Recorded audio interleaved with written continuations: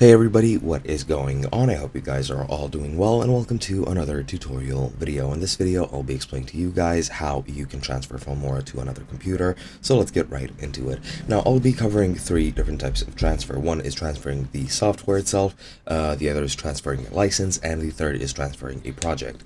Now, to transfer the software itself, if you want to keep all your customizations or your configurations and everything, then you're pretty much just going to need to locate the files on your PC.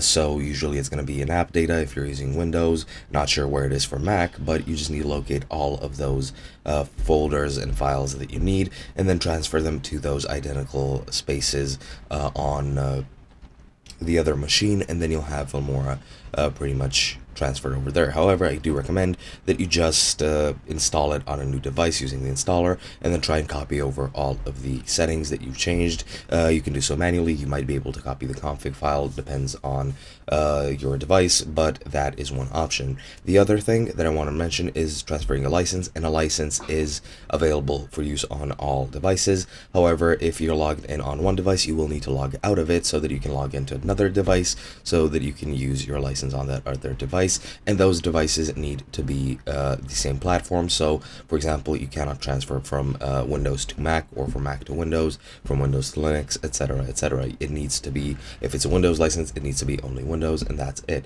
Other than that, you can very easily just transfer projects. If you want, you can export the file and transport it that way. However, that will just be the finished project. Or you can go into File, you can save the project, save it in any location you want. You can even archive it, and then you just need to send it to the other device, either using a USB drive, or you can share it online, download it from the internet, whatever. And yeah, that is pretty much it. Hope you guys enjoyed, and I'll be seeing you guys in another video.